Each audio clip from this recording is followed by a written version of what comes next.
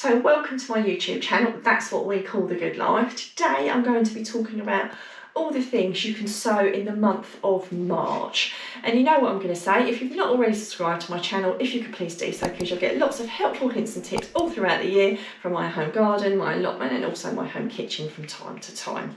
So I'm going to talk about all the things you can sow in March. And I'm also going to be talking about the things that I'm actually personally sowing in March and the things I would recommend that you sow if you've not already done so.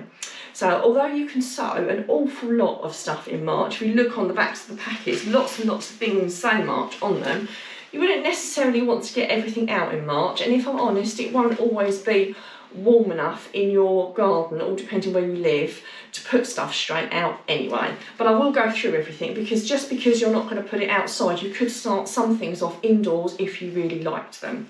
So I keep a journal, so believe it or not, I can't remember exactly what I plant out every year, and I refer to it so that every year I check what I need to be putting out that works with my climate. If you've not already got an allotment journal, I'd really recommend it, because it really is a lifesaver, because I definitely can't remember each year exactly what goes out when to work in with my kind of schedule of planting. So things that you could be planting out now. Things like spring onions can go out now. Radishes could go out now. Rocket could go out now. Carrots could, as could beetroot, and as could parsnip. Now I personally won't be sowing any of those yet. So if you did want to sow some, you could try direct sowing them out, all depending where you live. On my allotment, it would be far too cold to sow these, and the likelihood of them germinating is really unlikely. However, if you were sowing them in your home garden and you live in a warm part of the country, you have got quite a good chance of them germinating. When I used to grow more things at home before I had my chickens, I did used to sow my seeds a little bit earlier, and the germination wasn't too bad actually. The other option is, if one of these you really like and you really wanted to start some of them off, you could just start them off indoors or in a heated greenhouse to get them started and then plant them out. So that is an option. Something else you could also be sowing is turnip as well. Somehow it's made itself onto the wrong pile. So turnip is another one. But again, all these seeds can be planted out. You've got quite a few months, and if I'm honest, I won't start putting a lot of these out until we start hitting at the beginning of May, and then I'll start direct sowing in the ground, just because I know that works really well where I live. So other things you could be starting out, you could be starting some peas off and some broad beans. And they could go straight out, or they could go in module trays. Globe artichokes, I've already got globe artichokes that grow year after year, so I don't need to put any more out, but that's something that you could sow. All types of brassicas, cauliflowers, broccolis, Brussels, all that sort of thing. Some of those you could be starting off now. Again, you'd be starting those off either in a heated greenhouse or in a heated propagator. Again, check on the backs of the packets what I'll write to sow when. Also, if you've not already, if you want to put any more bare root fruit trees out, now is really your last chance to get those out. Strawberry plants, I'm going to be moving my strawberry plants hopefully this month, so if that's something that you've got, you either want to get more plants or you want to start moving them, then it's a really good time to do it. Jerusalem artichokes is a really good time to be putting those out. I've already got some garlic out, but if you wanted to put some garlic out, you could put some garlic out, as you could do some shallots as well. I will be personally planting out some onion sets. They can be planted in module trays or direct into the ground. Personally, I just put them straight in the ground. I don't do the module tray thing with those. I find they work perfectly well. Asparagus crowns, if you wanted to put out some asparagus crowns, that could be something you could put out. And things that I've either done or I'm going to do. So if you've not, or I've already done my leeks, so if you've not already done your leeks, they've actually just started to germinate, they've just started to pop through in there. So if you want to need to get your leeks out, chard, I've started my chard out already, that could be something you've started. There's my chard there, it's already started to germinate. So I've also got some kale that I've already started, so kale's another good one to be getting started.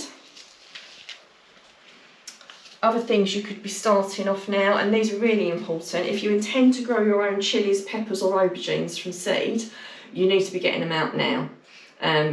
definitely, because they take such a long time to mature into producing any fruit. So it's really, really important. If not, you can always buy plants. You don't have to start things off from seed. I often buy grafted aubergine and pepper plants because they are really, really productive. But if you did want to start from seed, you must be doing it now.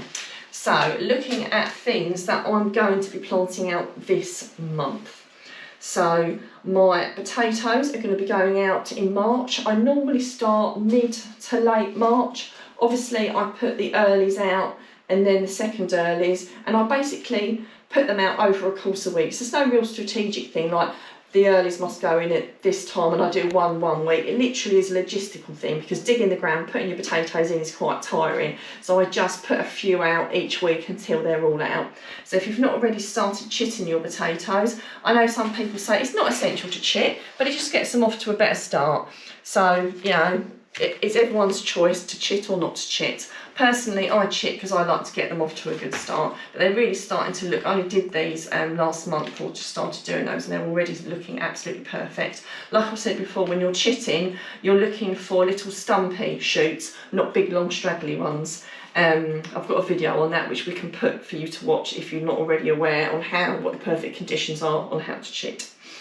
So, other things that I will personally be planting out myself are, I've already started off some tomatoes, but I haven't germinated yet. So I will be starting off some more tomatoes this month. That's a really good time to start some tomatoes off. I will be starting off some lettuce. So it's a really good time to start lettuce off.